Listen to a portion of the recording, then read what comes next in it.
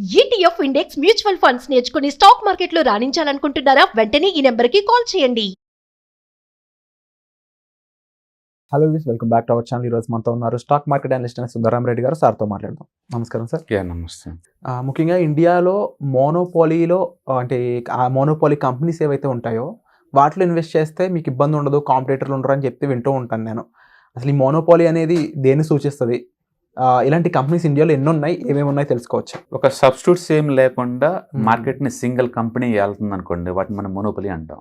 Competitors లేకుండా వాళ్ళ ఆ ఏరియాలో వాళ్ళ కాంపిటేటర్ ఉంటారు అనమాట. ఆ సింగిల్ కంపెనీ మార్కెట్ మొత్తం క్యాప్చర్ చేస్తుంది అనమాట. సో వాళ్ళు ఎంత అంటే అంత ప్రైసింగ్, వాళ్ళ కాంపిటీషన్ దగ్గరలో ఉండరు.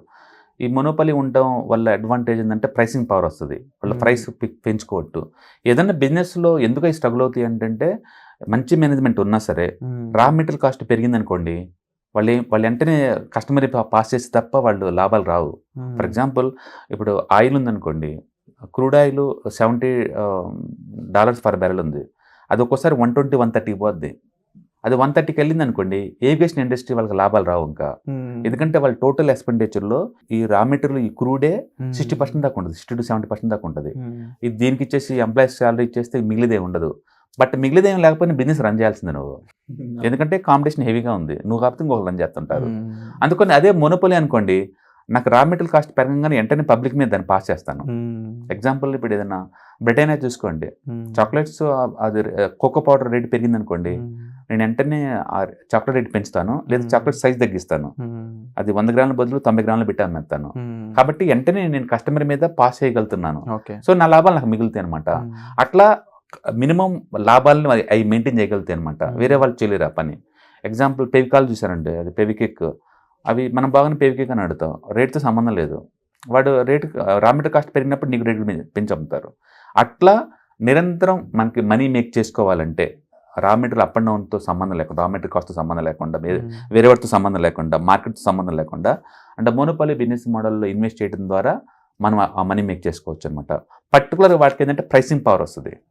ఓకే, అంటే వాళ్ళకి ఇంకా కాంపిటేటర్ ఎవరు ఉండరు, దగ్గర నియరెస్ట్గా ఎవరు కాంపిటేటర్లు ఉండరు. రెండోది, వాళ్ళు మాస్ ప్రొడక్షన్ చేస్తారు కాబట్టి ఈ రేటుకి వేరే వాళ్ళకి గిట్టుబాటు అవ్వదు టారెట్ అని కూడా. దాన్ని మోట్ అంటారు. మోట్ అంటే సంథింగ్ యూనిక్నెస్ ఉంటుంది మీ దగ్గర, వాళ్ళు వేరే కాంపిటేటర్లు ఎవరు కూడా మీ దగ్గరికి చేరలేరు అనమాట. అలాంటి వాటి మోడల్స్ని మనం మోనోపొలీ అనొచ్చు. ఇప్పుడు ఇండియాలో ఆ టైప్ కంపెనీస్ అంటే ఐఆర్సిటీసీ ఉందనుకోండి, టికెటింగ్లో రైల్వేస్లో 100% వాళ్ళే ఇంకా. అండ్ ఇప్పుడు వాళ్ళు ఏదైనా అమౌంట్ రావట్లేదు అనుకోండి, ₹1 పెంచితే టికెట్ చాలు, వాళ్ళ ఫర్ డే 40 కోట్ల టికెట్స్ అమ్ముతారు. ఓకే, చాలు, ఒక రోజుకి 40 కోట్లు వస్తుంది వాళ్ళకి. సో ఆ పవర్ ఉంటుంది వాళ్ళ దగ్గర అనమాట. ఓకే, అండ్ రెండోది హెచ్ఏఎల్ ఉందనుకోండి, డిఫెన్స్లో 100% తయారు చేస్తారు ప్రొడక్ట్. 100% డిఫెన్స్ అంటే హెచ్ఏఎల్ అంతే. ఆ సెక్టార్ భూమిలో ఉందనుకోండి, వీళ్ళు బీవెచ్చగా మనీ మేక్ చేస్తారు. అండ్ సిడిఎస్ఎల్ ఉందనుకోండి, 60% డిపాజిటరీ బిజినెస్ ఇండియాలో దాని దగ్గరే ఉంది సిడిఎస్ఎల్. అండ్ దీనికి ఆపోజిట్ అంటే ఎన్ఎస్డిఎల్ ఉంది, బట్ ఇది ఆల్మోస్ట్ 60% కంట్రోల్ చేస్తుంది. కోల్ ఇండియా 82% కోల్ ప్రొడక్షన్ మొత్తం ఇది ఒకటే చేద్ది ఇండియాలో, కోల్ ఇండియా. అండ్ ఫెడిలైట్ 70% ఈ అడ్హెన్స్ ఉంది కదా, గమ్ము, ఇదే కంట్రోల్ చేస్తారు. నెస్లే ఆల్మోస్ట్ 96% సెర్లాక్ కిడ్స్ ఫుడ్స్ని కంట్రోల్ చేస్తుంది, మొత్తం వీళ్ళే. అందుకని రేట్లు ఏమైనా కావాలంటే పెంచుకుంటే ఎంతైనా పెంచచ్చు. అది అంటే కమోడిటీ ఎక్స్చేంజ్లో ఎంసీఎక్స్ ఉంది, వీళ్ళు ఆల్మోస్ట్ 92% వాటగలది.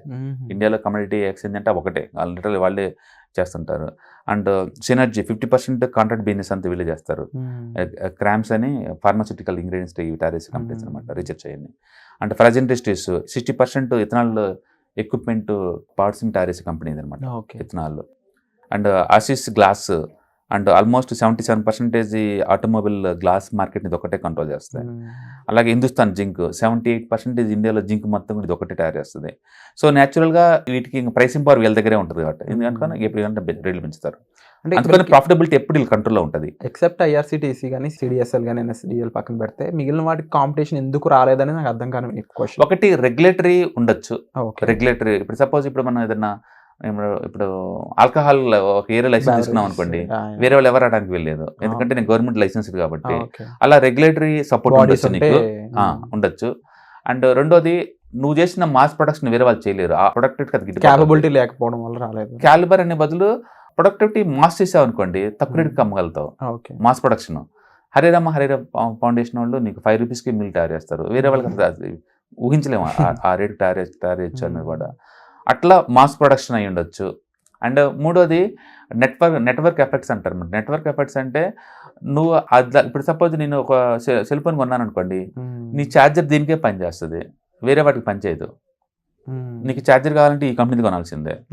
ఓకే, ఒకవేళ నువ్వు దాటి వేరే దానికి పోయినా నీకు రాదు, అది వర్క్ అవుతుంది. అదొకటి. రెండోది సోషల్ మీడియాలో మనం ఫేస్బుక్ ఉందనుకోండి, ఫేస్బుక్ లాంటి యాప్ని మనం ఈజీగా డిజైన్ చేయొచ్చు బయట 5,000 రూపాయలకి. కానీ అక్కడ నువ్వు తప్ప మీ ఫ్రెండ్స్ ఉండరు, నీ ఫ్రెండ్స్ అందరు దీంట్లో ఉన్నప్పుడు నువ్వు ఇక్కడ పోవాల్సిందే. అట్లా వాళ్ళు సంథింగ్ ఒక యూనిక్నెస్ తయారు చేస్తారు అనమాట. వాటి మొత్తాన్ని మనం ఈ మొనోపలి కింద తీసుకోవచ్చు. దాన్ని ఫిగర్ అవుట్ చేయడం కూడా కష్టం, దాన్ని డూప్లికేట్ చేయడం కష్టం అనమాట. వాటికి ఆల్టర్నేట్ అంత ఈజీగా ఉండదు. బట్ గవర్నమెంట్ మొనోపలిని ఎప్పుడు డిస్కరేజ్ చేస్తుంది, ఆ ఏరియాలో పెనాల్టీలు వేస్తూ ఉంటారు, నువ్వు ఆ ఏరియా బాగుద్దని. నేను కాంపిటేటర్ ఎంకరేజ్ చేస్తే ఐటీసీ 77% సీరియల్ బిజినెస్ మొత్తం ఇండియాలో ఇదే కంట్రోల్ చేద్దాం. ఐటీసీ మనకి ఎఫ్ఎన్జీసీ చాలా popular, but ITC gold flag cigarette చాలా పాపులర్. అండ్ కాన్కార్ 68% కార్గో బిజినెస్ మొత్తం ఇది ఒకటే కంట్రోల్ చేద్దాం ఇండియాలో. అండ్ బిహెచ్ఎల్ 67% పవర్ సెక్టార్ కావాల్సిన ఎక్విప్మెంట్స్ తయారు చేస్తారు. ఎంత 67% బిహెచ్ఎల్. అండ్ డిఎఫ్ఎల్ ఓకే, ఇండియాలో ఎయిర్పోర్ట్ సర్వీస్ అగ్రిగేటర్ వీళ్ళు. అండ్ ఏపీఎల్ అపోలో 50% పైపింగ్ ఇండస్ట్రీని కంట్రోల్ చేస్తారు వీళ్ళు. ఓకే, అండ్ బోరెసెల్ రెన్యూవల్ ఎనర్జీ వీళ్ళు సోలార్ గ్లాస్ మ్యానుఫ్యాక్చర్ ఇండియా మొత్తం మీద డెకెట్స్ వీళ్ళు ఒక్కళ్ళే, లాస్ట్ ఒక డెకెట్ మొత్తం కూడా ఈ బోరెసెల్లో ఉన్నారు. సోలార్ సంబంధించిన గ్లాస్ మేకర్ అనమాట. అండ్ బీకేటీ అండ్ ఇవి టైర్ ఇండస్ట్రీలో వీళ్ళు ఆల్మోస్ట్ గ్లోబల్ వైజ్ చాలా పాపులర్. అండ్ ఐఈఎక్స్ 95% ఈ ఎలక్ట్రిసిటీ ఎక్స్చేంజ్ని ఇండియాలోంచి కంట్రోల్ చేస్తుంది ఐఈఎక్స్. అంటే cams 70% mutual fund industry transfers మొత్తం దీని దగ్గర నుంచి అవుతుంటాయి, ట్రాన్స్ఫర్ ఏజెంట్ అనమాట క్యామ్స్. అంటే మ్యారికో 73% ఆయిల్ మొత్తం ఇది ఒకటే ప్రొడ్యూస్ చేస్తుంది. అంటే మీకు తెలుసు మ్యారికో హెయిర్ ఆయిల్ ఎంత popular, coconut oil. And NOCIL rubber chemical manufacturing company అనమాట. ఆల్మోస్ట్ 40% వాటి ఒకటే ఉంది. అందుకని ఆ ఏరియాలో మెజారిటీ డామినెంట్ అనుకోండి, వాళ్ళకి ప్రైసింగ్ పవర్ వచ్చింది అనమాట బై డిఫాల్ట్. అందుకే వీటన్నిటిలో ROC చాలా ఎక్కువ ఉంటుంది. బేసికల్గా ROE లేదా ROC కనుక ఒక 30% దాటింది అనుకోండి, నీకు ప్రైసింగ్ పవర్ ఉన్నట్టు లెక్క.